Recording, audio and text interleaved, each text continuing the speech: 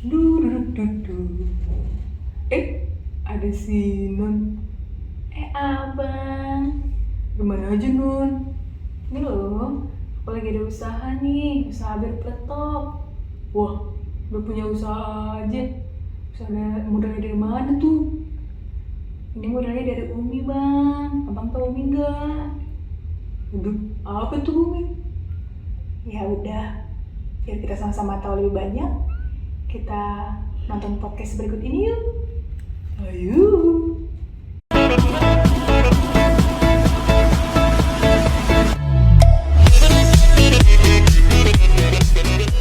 Hai Sobat Jack 5, kembali lagi dengan On Air with KPPN Jakarta 5, episode 3. Perkenalkan, saya Iren yang akan memandu jalannya bincang-bincang sersan kali ini.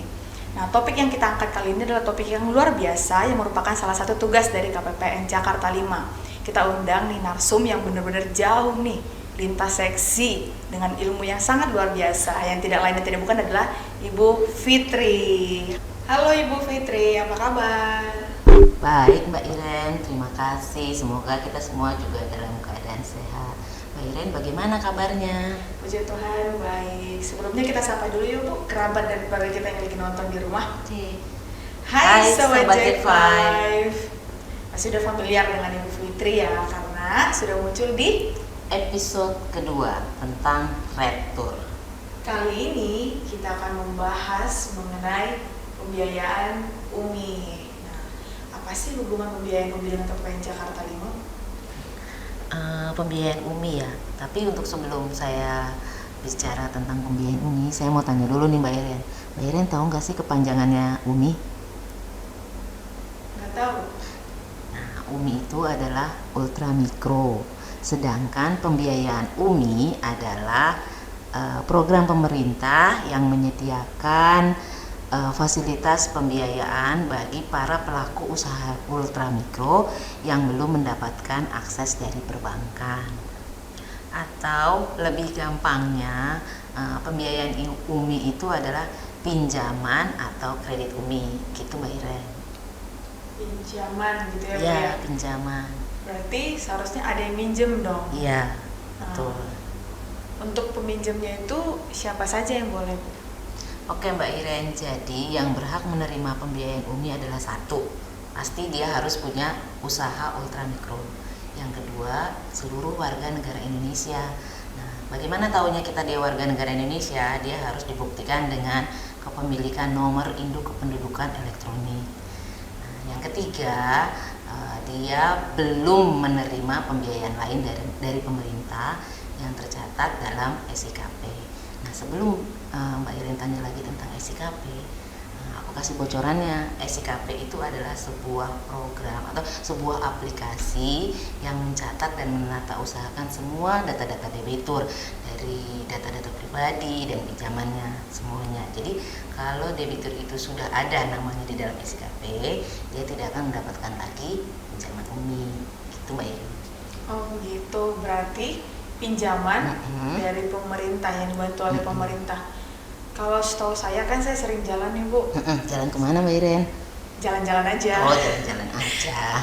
Terus ada kayak banner gitu di depan-depan bank itu.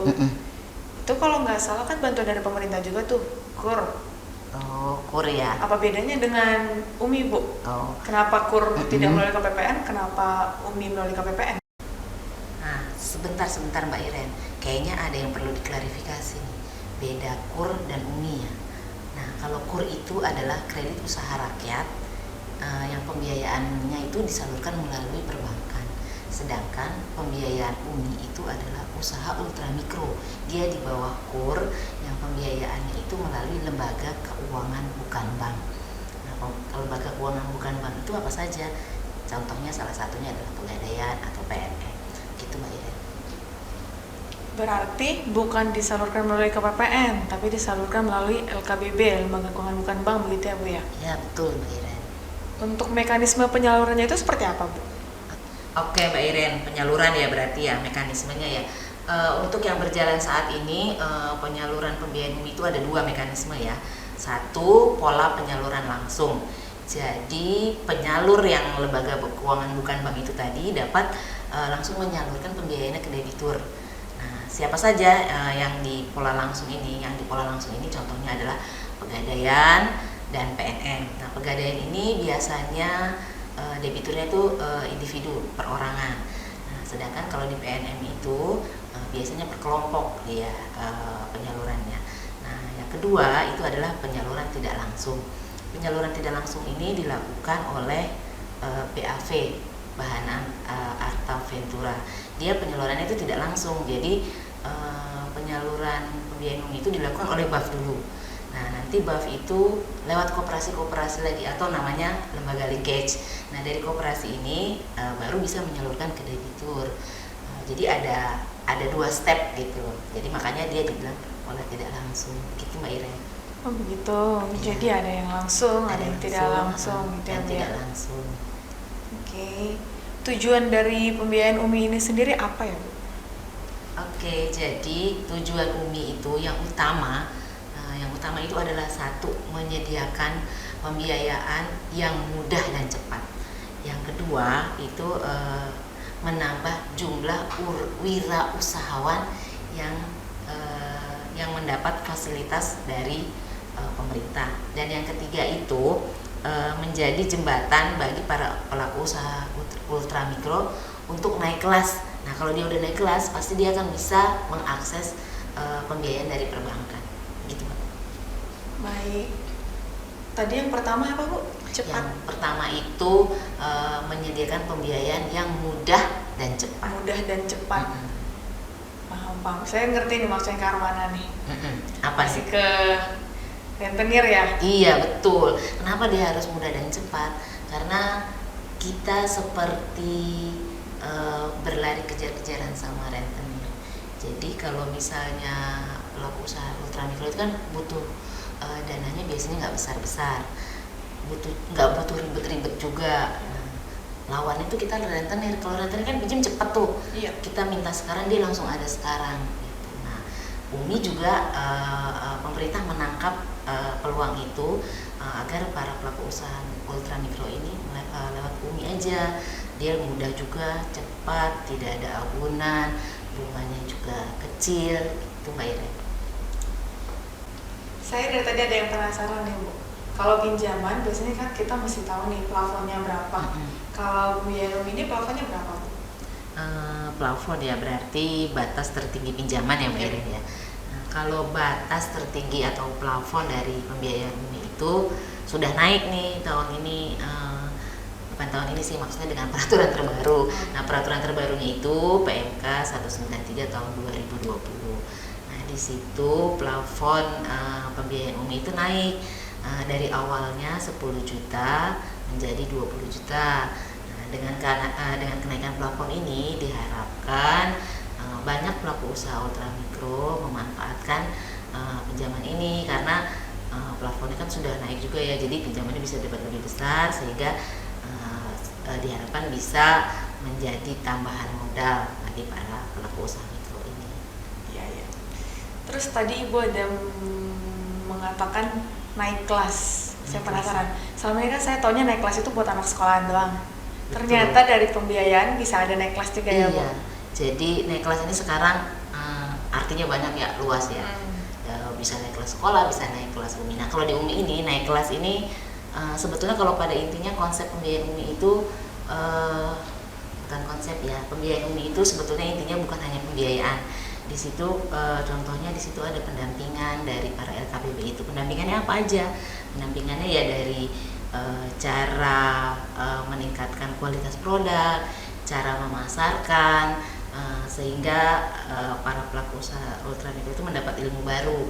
Jadi dia bisa bersaing dengan para pelaku usaha lain di atas ultramikro. Nah, pada ujungnya juga bisa menaikkan omset, bisa menaikkan aset. Jadi dengan adanya pembiayaan UMI ini naik kelas dia. Naik kelasnya apa? Naik kelasnya itu asetnya meningkat, omsetnya meningkat. Jadi dia bisa mengakses pembiayaan perbankan.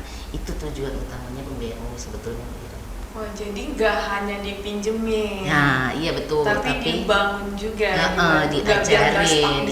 Diajarin, didampingin, digandeng lah gitu. Lebih Sama untung sebenarnya daripada betul, karena dia nggak dilepas sendiri, terus nggak cuma kamu pinjem udah habis pinjem, tapi ditemenin gitu loh, didampingi, jadi biar nggak lari juga ya.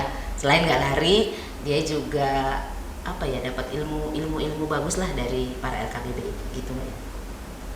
Satu pertanyaan terakhir, Bu. Waduh, banyak sekali pertanyaan dari tadi Mbak Iren. Minta maaf, Bu. Nggak apa-apa. Pertanyaan terakhir. Jadi dampak daripada pembiayaan UMI ini ke debitur apa, Bu? Kalau yang saya lihat selama ini ya, selama melakukan monitoring itu dampaknya yang pasti yang pertama dapat tambahan modal, terus cepat dan mudah, aman dari rentenir. Bunganya juga ya, walaupun bunganya bersaing, tapi ada satu kelebihannya, yaitu pendampingan tadi. Itu yang saya lihat, dan rata-rata para pelaku debitur UMI itu merasakan manfaatnya ya dari pendampingannya itu juga. Jadi diberi ilmu lah gitu Mbak. Satu lagi nih, Bu, ada pertanyaan satu lagi. Tadi kelupaan nanyanya di depan. Tambah terus, nggak ini jadi satu doang. Oke. Jadi dari tadi tuh yang disinggung kan perannya LKBB, kan pemerintahan, sama perbandingannya dengan KUR atau UMKM lainnya. Untuk perannya KPPN sendiri dalam pembiayaan UMI ini apa, Bu? Benar juga Mbak Iren ya. Selama ini kita nih, kantor KPPN adalah kantor pembayar dari satker kementerian ya. Nah, sekarang ada pembiayaan UMI.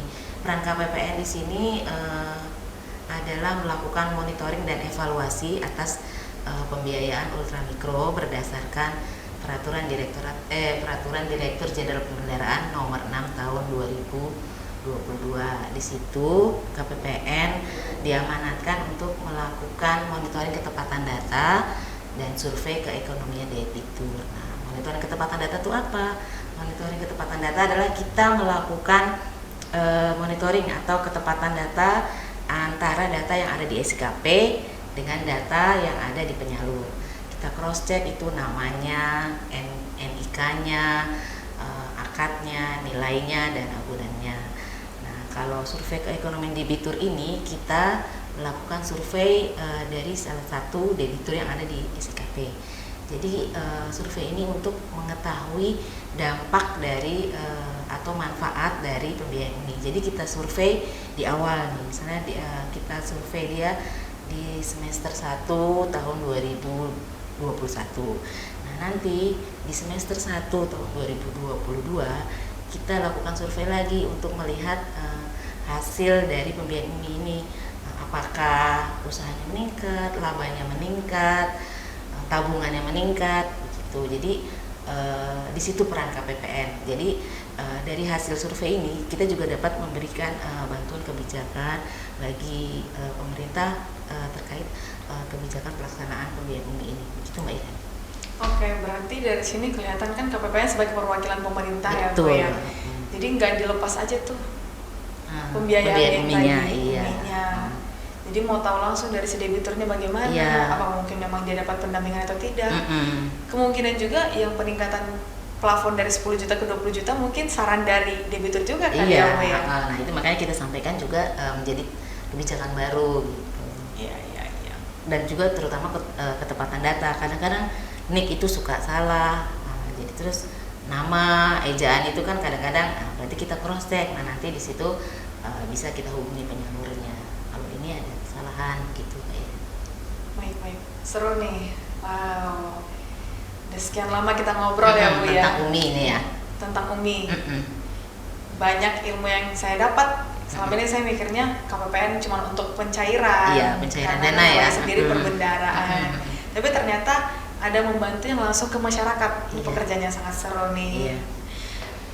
Jadi buat teman-teman sekalian, para penonton, kerabat-kerabat kita yang nonton di rumah, daripada minjem ke rentenir, lebih baik ikut pembiayaan UMI saja. Tadi ada bisa ke Pegadaian, bisa ke BAF, dan bisa ke PNM kayak gitu. Nah, Mbak Iren juga bisa kasih tahu nih informasinya nih ke saudara, ke teman-teman terdekat. Kalau mau ikut pinjaman Umi bisa ke Pegadaian atau ke PNM gitu. Boleh Bu. Setelah selesai podcast ini langsung saya sampaikan ke keluarga saya. Oke, biar ikut pembiayaan Umi ya. Yep. Nah nanti di podcast berikutnya juga kalau nggak salah kita usahakan kita panggil lembaga penyalur ya, biar tahu cara detailnya gimana sih kalau mau jadi debitur Umi. Wah, seru nih. Oke. Jadi masih ada kelanjutan dari podcast yang ini ya Bu Iya, ya. betul. Jadi gitu teman-teman. Jadi kesimpulannya bantuan dari pemerintah ini kita manfaatkan semaksimal mungkin. Kita udah bisa beralih dari rentenir ke pembiayaan Umi yang lebih legal, terus lebih terjamin dan nggak cuman membiayai, dia juga membantu kita untuk lebih berkembang, yang mana nanti kita nggak cukup dengan plafon yang kecil saja, bisa jadi usaha kita meningkat, kita bisa akses ke perbankan juga Itu dengan tujuan plafon yang utamanya. lebih gede. Betul, Itu tujuannya. Mbak Jadi pemerintah nggak melepas tangan. Ayo kita bangkit bersama begitu. Terus jangan lupa untuk menyaksikan podcast berikutnya, yang mana akan mengundang bintang tamu yang lebih menarik lagi dengan ilmu yang lebih banyak lagi, karena kita akan mengundang LKBB-nya langsung, ya gitu ya. Terima kasih Bu Fitri buat Sama-sama, bincang-bincang Mbak sersada Iren. kali ini. Ngomong-ngomong sersan apa sih Mbak Iren? Serius tapi Oh, santai. iya. Santai tapi serius, dapat ilmu juga ya. Iya. Oke Mbak Iren. Semoga kita selalu sehat-sehat di tengah Amin, kondisi terima kasih semuanya. kali ini yang pandeminya udah mulai turun ya Bu ya. Sampai ketemu lagi buat teman-teman semuanya. Salam sehat. Sehat. Salam berpenuh.